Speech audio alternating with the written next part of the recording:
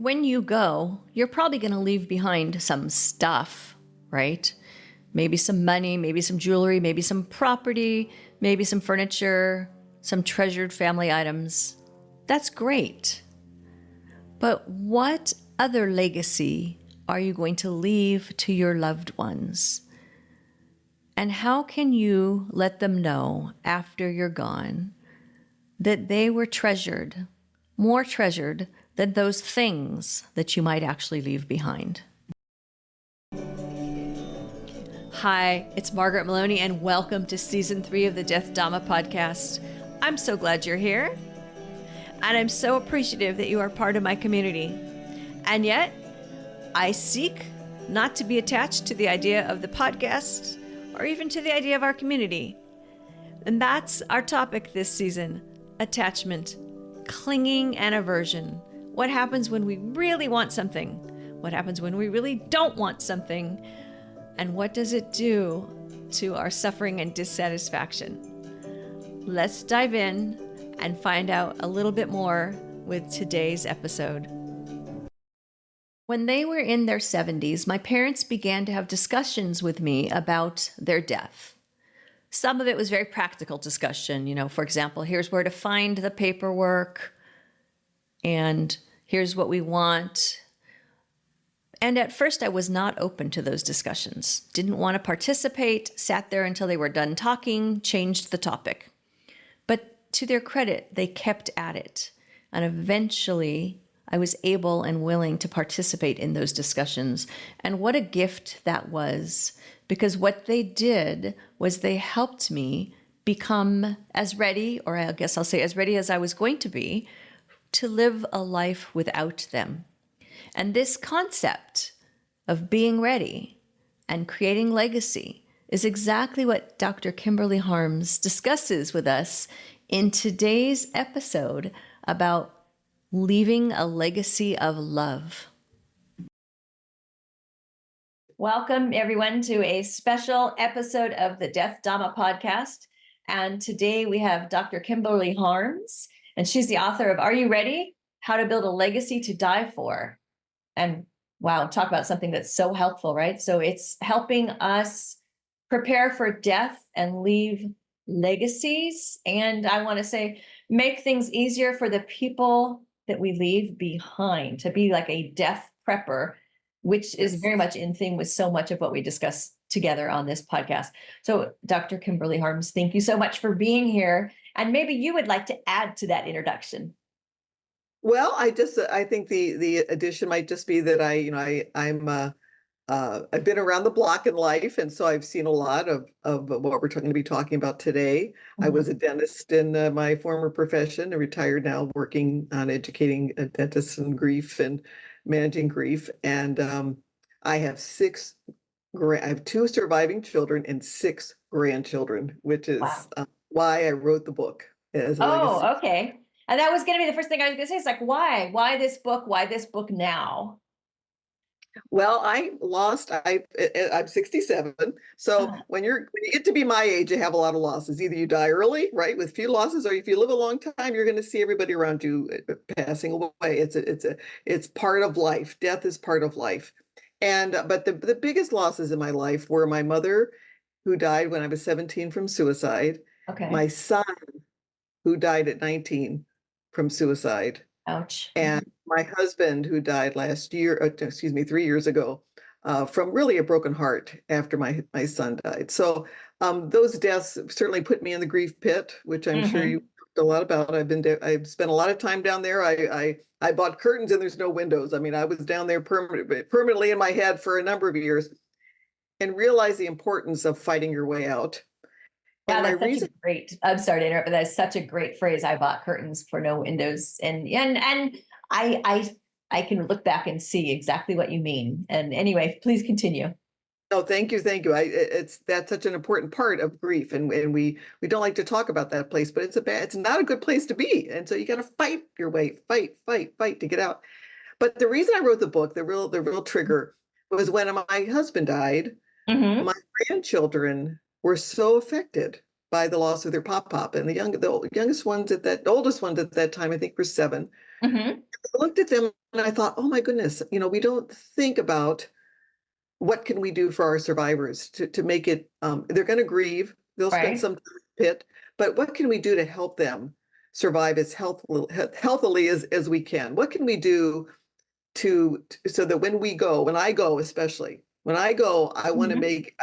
I want to show my children how much I love them by doing everything I can to make my death easier, and to remind them I'm going to be there. That is so thoughtful. It is so thoughtful. And I will just interject. I've seen both sides of this. My parents worked to make it as, you know, painless, not that it was painless, but, to ease the way as much as possible for me when they were going to go. Once they got to a certain point in life, they always talked about what to do when they're gone. And at first I wasn't open to the conversation, but eventually I was, because they kept having it. And so good for them. And Mhm. they were really ready. And then I've seen the other side of somebody who maybe isn't ready to face the idea of their own death. And so because of that, everyone just has to deal with the fallout. And I do think that that makes it so much worse, And So, it's natural to not want to face your own death. I mean, if we don't think about it, and we don't plan, especially in our culture, we live in this death denying culture where mhm. we do everything we can. If only we work out a certain way, and if only we do this and we eat right and we do these things, which are all great, because then you can expand the time to leave your legacy. So that's good. But at some point, we're gonna all pass away, and we have to Yes. manage that. We have to understand that and help our survivors manage that. Yes, it only works one way, and it's out we go eventually, no matter what we do, no matter what we do. You use a phrase, emotional life insurance. Could you tell us more about what that means? Yes, we all know the value of providing life insurance for financial issues. We provide financial life insurance for our kids so that when we go, there'll be some financial cushion for them when we pass away. But we don't spend time thinking about their emotional health and Hmm. providing emotional life insurance for them. So that when in teaching, talking to them, your parents, I'm like, they get an A+ Yeah. especially for their generation, because they didn't just talk to you once. They kind of kept, because you kind of have to stay at it. We're not really used to having those discussions in our culture yet, but they talked to you several times and they tried to make it easier. So they were really providing some emotional life insurance for you, even though you didn't know you needed it at the time. But they were trying to make things easier for you. And I think if we think about it in those terms, financially, they need help. Emotionally, they need help. What can we do to provide emotional help for them now? And part Hmm. of that, it's part of that in the book. I have the last third of the book is a death preppers workbook that has everything listed and kind of a to do, what things you can do. One thing I'm doing is I'm writing letters for my children and grandchildren to be delivered after I die, telling them how much I love them, how grateful I am, for them. And again, providing that emotional tie-in that, look, I want you to be happy that I lived and I was here and I could help you when I could, and Hmm. understand that when I go, I'm going to be gone. But look at the good, look at the happiness, look at the happy times. And that's really hard, having Hmm. lost my three, the three that I lost, it took forever, really, it seems to me, to be able to look back at them, at their lives, and say, oh, how rich my life was because they were there. How rich my life was Yeah. because they were there. And so if we can help them to do that, that's emotionally providing them some support for after we go. And then those letters are something that they can keep. And when they're having a day when they miss you, they can keep bringing out the letter and reading it, and, Mhm. read it to their grandchildren. And maybe even it gets passed down through the family. That's a really useful kind of thing. Now, you also talk about the stages of grief versus the tasks of mourning. And I was curious about what you meant there. Well, when my son died, after Hmm. my son died, I also, a year after he died, I developed some issues with my hand, and I'm a dentist, and the drilling fingers. I mean, you need your hand to practice, right? So, in one Hmm. day, I was told by the doctors at Mayo Clinic, I'm done. I can no longer practice dentistry. Now, my husband was sick, so that really that was a difficult time, but I had some time on my hands. What am I going to do, right? Right. So I became a grief counselor, because we dentists, like, we don't Oh. we don't ask for help very well. That's one of the things I'm still working on. And so I thought, well, I'll just become a grief counselor and then I'll figure all this out, right? So anyway, I hadn't dealt with my own grief enough to really be an effective grief counselor, although I think I did help a few people. But the biggest thing I learned during that time as I was studying this, the biggest thing I learned that just hit me were the tasks of mourning. We're all familiar with the stages of grief, and they were Kubler-Ross had written about that, and it was kind of it involves denial and bargaining and anger, and the last stage is acceptance. So last stage is acceptance, and that was written for people as they were dying. People that were going to die. So it was basically written for that. Interestingly, the tasks of mourning start with acceptance. So when you lose someone, when you lose a loved one, the first thing you have to do is accept their death. That might seem pretty simple, but actually it's kind of hard sometimes to do that. Right. You have to accept their death. So you start with acceptance, and then you have to kind of, once you have that acceptance, then you have to work through the grief. You have to do the grief work. That's when you're down in the pit. That's a work of scraping and crawling to get yourself out of that pit, to resist the urge to buy the curtain, to get out of that pit. That's the dealing with the grief. So you have to manage the pain. There's pain. Right? Then you have to adjust. The third step is to adjust to the new world. When you lose a husband, all of a sudden I'm alone. I'm in a new world. I wake up in the morning. I got married at 19. I was married to my husband for 44 years. For the first time, I wake up and there's nobody there. Nobody knows when I go to the store. If I go away and come back, nobody knows where I am. You have to face a new reality, a different reality. You lose your identity as a wife, as a mother, especially with my son. So you have to adapt to those new surroundings. You have to adapt to your new world without this person in it.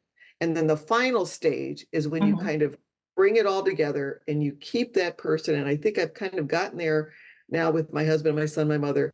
I have them in a place now where I can think about them, and there's a few tears, but there's also a lot of joy about the wonderful times they're there. So you kind of put them in a place in your heart. They're still there. You don't push them off. They're still there. They're part of your life. But you can look at your life without that shroud of grief. You're looking through that shroud all the time when you're grieving.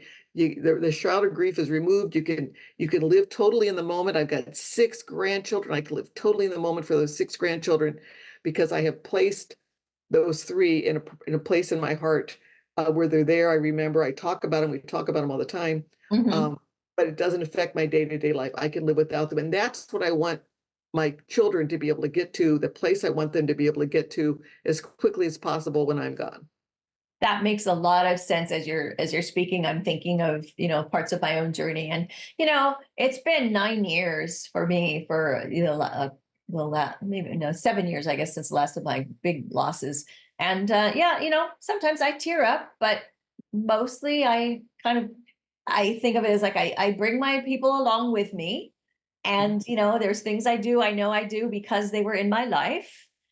And sometimes I share stories about them. It depends on the audience. And, I maybe don't do it as often as I used to.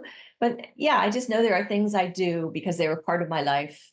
And I do very much remember that, going through that idea of like, what is my life now? What does my life look like now? What am I supposed to do?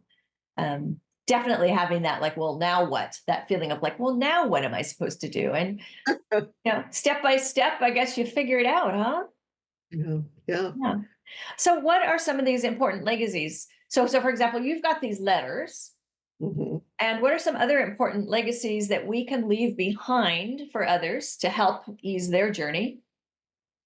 Well, the most important one, of course, is, and this is a pretty universal legacy, and that's just love. If people know that they're loved and they're accepted, they need to know that. We need to be open about that. We need to talk about that. The last thing, for instance, I said to my son, our family, before we hang up on the phone, we say we love you. So the last thing my son heard from all of us was we love him before he died. My husband knew that we all loved him before he died. That's the biggest one you can pass on. I do a lot of work in Rwanda. We have memorial libraries there. And I was working with a group of widows from the genocide in Rwanda. And they're so wise when it comes to grief and understanding. They're just so wise. They were mentioned quite a bit in my book. And they were always in nothing, but they talked about when I brought up the fact that, well, love is the best. Money's not the legacy. The love Right. is the legacy. And they could all just perk up and say, "Oh yes, I can do that." So anybody can leave love. Education is a good one. Acceptance, grief, laughter, learning how to laugh at yourself. I mean, if we could teach people how to laugh at themselves, what a great legacy that is. Hard work. All of these things are wonderful legacies. And Mhm. then those are the legacies we leave as we're living. And the legacies that we can leave that we work hard at to prepare for our deaths can be the letters of, and I have in the book, I actually have little templates so that people that really don't like to write, just fill in the blanks and send it out if you have to. Just something very easy. Apologize to people, forgive people. Forgiveness is a huge, important thing for you and for them. Even if they don't accept your forgiveness, if you can free your heart, you prepare yourself as well. And as an example, um, and getting everything ready so that when you go, all your passwords are in order, all of your um, you can even write your funeral if you like. You can. Mhm. I think picking out a nice obituary picture is a good one too, because you never know what the kids are going to pick out. So I have they would pick out like a nice one with my makeup all put on and everything. And my obituary picture that I want is I had an opportunity for just a brief minute, and we got a picture where I was Uh-huh. on a horse with the big eagle. That's my obituary picture, and I don't Okay. look horrible, but that's my obituary picture. So I think some things like that you can do just to show them that when you pass away, you're showing them, I love you. I'm preparing you. This is a normal part of life. We're preparing for this, and I'm going to make it as easy as possible when I go. Those are That all legacies. that makes a lot of sense. So, some of the ways that because I told you I think my parents did such a good job.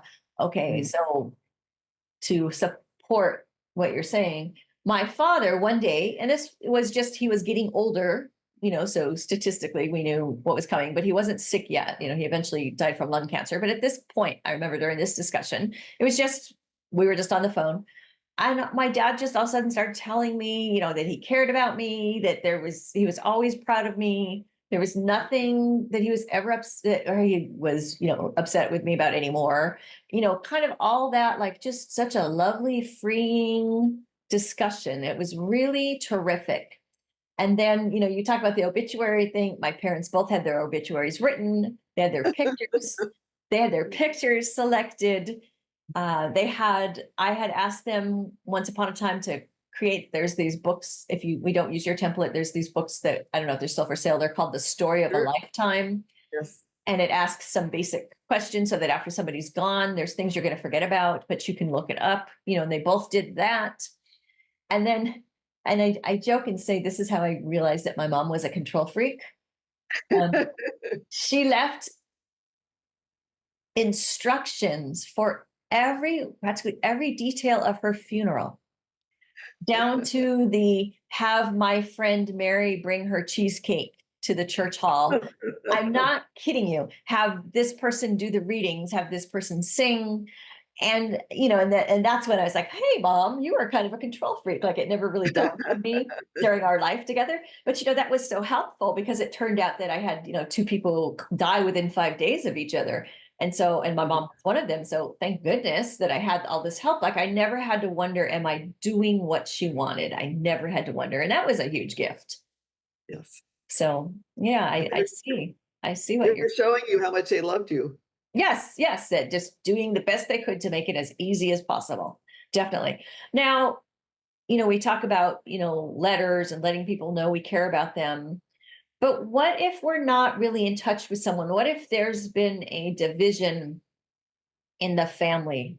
How do we take care of leaving a legacy to someone that we're not really in touch with? Well, you can't control somebody else's behavior, and I think we have to remember that sometimes. Hmm. What you can do is you can forgive, and Okay.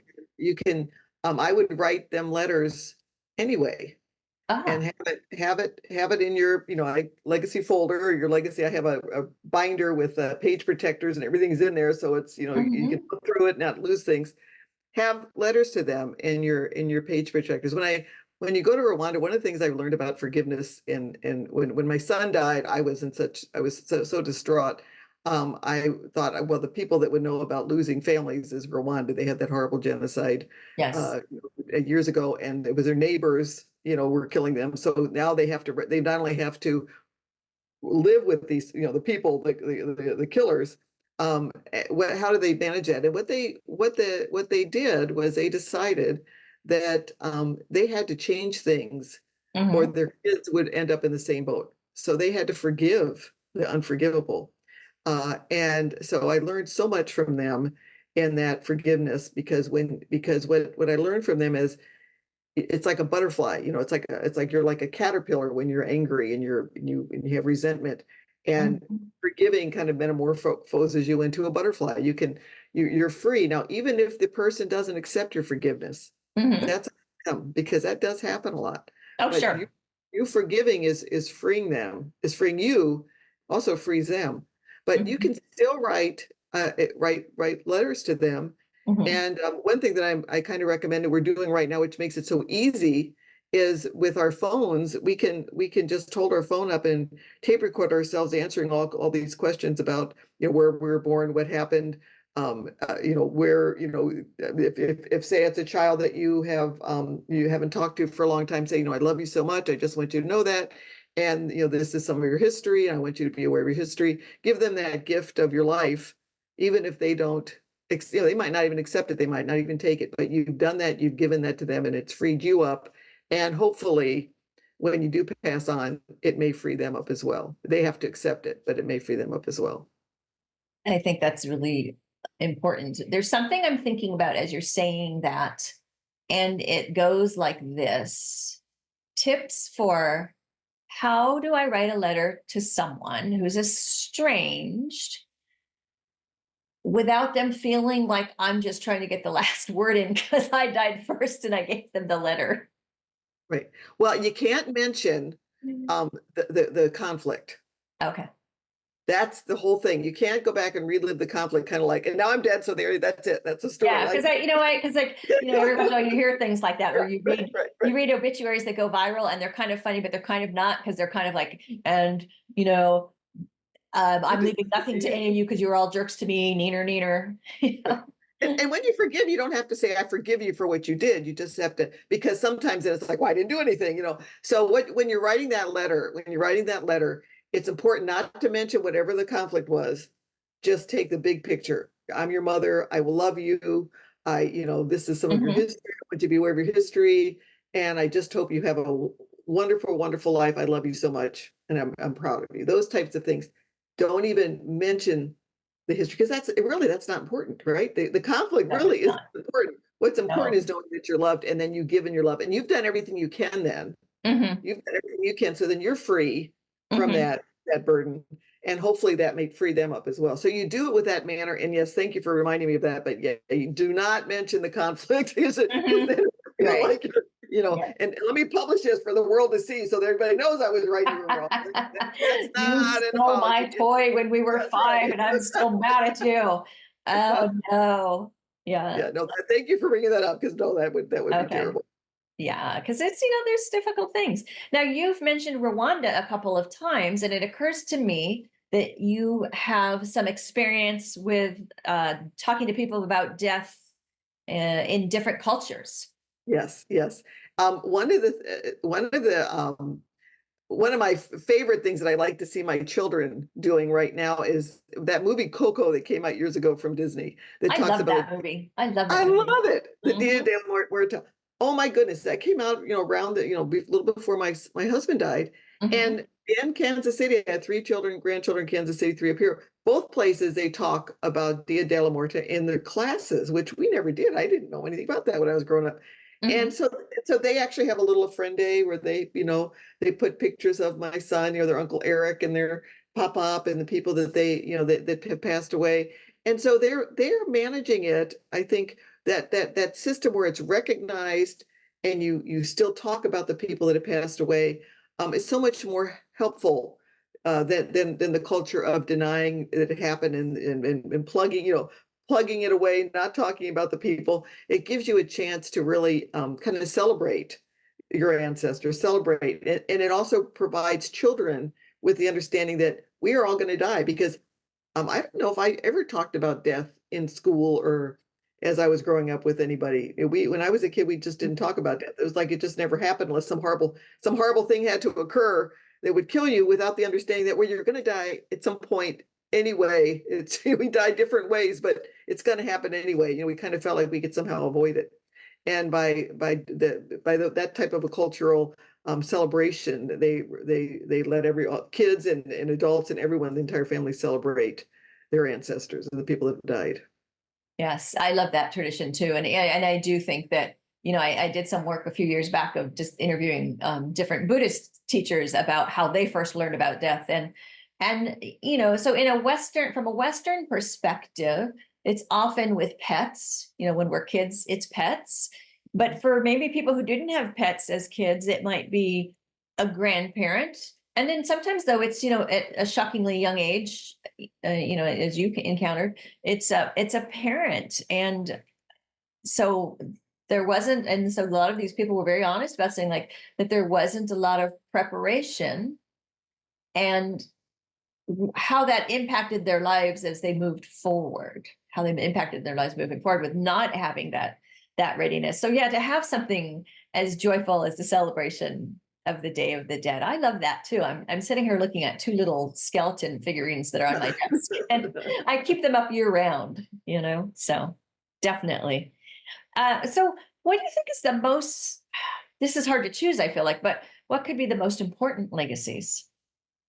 Well, the most important to me is love. I mean, because everybody Mm-hmm. can do that. Everybody, and Mm-hmm. that's a universal legacy. I think resilience is something that I'm really trying to help my children, my grandchildren, especially right now. Resilience, being able to look at themselves and laugh at themselves, not to Mm-hmm. take themselves too seriously. To learn that you make mistakes and failures are part of life. You make a mistake, you don't have to go way down into the tubes. If you make one, you make a mistake, you correct it, you learn Mm-hmm. from it, you move on, and failure is part of life. All those lessons that we learn, how to work hard, the value of hard work, all those are lessons that are important to pass down to our children and for them to see us, as an example of those legacies. I think that's true. I think of some of my friends who have gone through death and loss of parents, and so in so many ways, I'm thinking of a particular friend. We talk together often about our mothers because I think our mothers died around the same time, and that's probably part of what started our friendship. Uh, is the How would my mom have handled this? And sometimes it's I don't want to handle it like my mom would have handled it, but sometimes it is we are referring back to the strength that these women had and resilience. Absolutely, my friend will say, "Well, my mom would have said," or "My mom would have done this," and so it's nice when we can have that, our ancestors' example and voice in our ears, absolutely. Now, despite everything you and I are talking about and the value that we've seen because of what we've lived and what we've seen in the people around us, there are going to be some families who are just not going to prepare for a loved one's death. And so, what kind of challenges do you anticipate in that kind of situation? Well, I think all of us are probably know of people whose families have been torn apart because there was no will, there was no Mm-hmm. preparation. You just had to kind of figure it all out, and the person that was closest, to the home maybe had to do a lot more work than someone that may have lived on the other part of the country, or things were not explained, and there were surprises. So we've seen families absolutely just torn apart, so they're not talking to each other. And like that would be the worst tragedy for me. One of my legacies, I have 2 daughters and they Mm-hmm. love each other. And I tell them, that's my biggest legacy is that your love for each other and you take care of each other. That's one of them. One of the things, I just encountered a family just recently who the mother was dying. Mm-hmm. She had a terminal illness. They were told it was terminal, but the family was still kind of hoping for a miracle. They were just hoping it was not going to go. And so Right. sometimes, even in those families, in the last days, they don't want to deal with some things that could be easily taken care of while that person was alive, Yeah. because they don't want that person to think that they think they might die. I mean, they don't, they somehow think that by admitting that death is possible, it's a betrayal. I can understand. I mean, when you go into that stage, you're so full of grief, which is why it's important to do this before you're sick, before you're sick and nobody has to deal with that. So what Mm-hmm. happened was with them is that she had a lot of property that was in her name that could very easily have been transferred and adjusted before she passed away, but because they didn't do it, it's taken them months and probably a year or so to get all of that legal stuff straightened out. And both my daughters are attorneys, but so this would be good for them because the attorneys then get an awful lot of that inheritance. I didn't think about that. Yes, that's what. And my daughter works with the state. She works for Dennis, and that's what she says. She said one of her biggest things is get this taken care of now, because the amount that you pay now to get these things drawn up is a small fraction of what you will have to pay to get it worked out after the death. When you've got competing, then you have people that may be competing, and this one's going to sue that one, and that one's going to sue that one, and there might be a gigantic inheritance, and the only people that get any money are their lawyers working on it by the time it's all done. So think about it that way, that really it makes a lot more sense to take care of these things, even if there's a little investment on the front side that can bring a huge problem on the downside. And of course, the worst part is not even the money that's lost. The worst part are the relationships that are destroyed when people kind of fight each other over these things. Well, it's true. I often say that death makes people stupid. And I don't mean to be rude. I know that's not a very nice way of saying it, but I guess what I'm referring to is so often when someone dies and people are trying to process their emotions, it can bring out just, the worst in some of them. And that may happen anyway, but if you've eased the way, that doesn't have to happen. But I remember, just a couple of different stories, like one of my friends saying how after her mother died, somebody coming to the house and taking something off the wall and saying, well, I'm taking this because I gave it to her. And it's not that it wasn't okay for the person to have it. It was just the resentful way in which they did it. And, it's just, it can just be so difficult. And then the other thing I'm thinking about is it's a type of haunting. If you are for years dealing with the legal aspects, and as you know, having gone through death with family members, like there's this whole business of death, the steps you need to take to wrap things up. And I mean, imagine that stretching out for so long, then I think you're never really free. I think it holds you back in a place in your grief journey because you're still having to take care of mom or dad's property and business. Yes. I don't know. What do you think? I love that word haunting, because it really is kind of a haunting. Yeah. And that would be, for me, that would be the worst thing. If you have a family that you love, you don't want them arguing, and you don't want any bitterness between them because you just didn't take care of the job you should have done, because you were kind of, and the reason we do it, the reason we don't do it is that we kind of are in denial. We don't like to think about death. So the first step is to just accept and take a look at death. We're going to die, not to be afraid of it, to know it's going to happen, and to just take a good solid look at and prepare for it, just like you would we're graduating from life. When you graduate from life, you want to graduate well. So get all your stuff ready so that when you graduate, everything's all set. And I think that's that. I want to be at the top of my class. Top of your class. I want to be there too. Your parents were, really, when you think about what they did a good job. The time they did it. Yeah. They really did. And I always admire them, because I will say early on in our lives altogether, we weren't a particularly open family. We weren't a particularly talk about difficult things kind of family. And I guess somewhere along the way we grew, clearly. And, again, they did such a good job. And even like as they got older and they had different illnesses in the past, that would have been like we were all very private and stoic about these kinds of things. But something about, I don't know what happened, but as they aged, they would tell me, like one day my mom told me, she's like, I fell down in the living room the other day, or, your father has vertigo and passed out in church.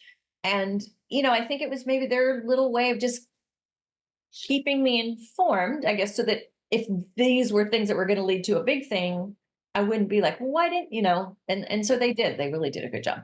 Definitely.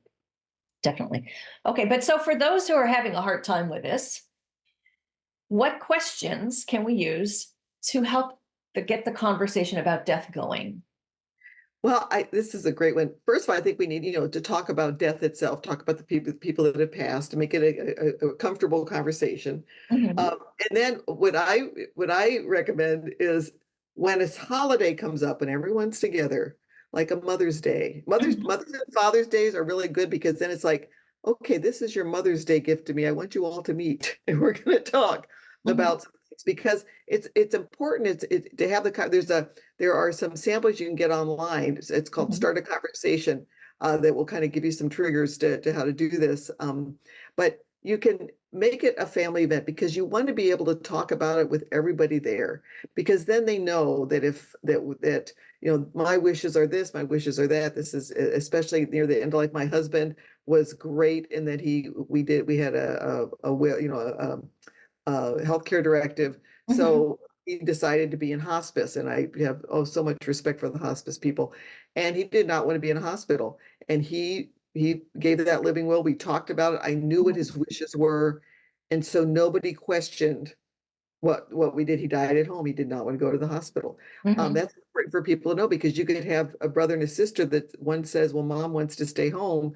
And the brother says, no, no, no, no, we can't stay at home. Go to the hospital, get everything done because that's what I want. Right.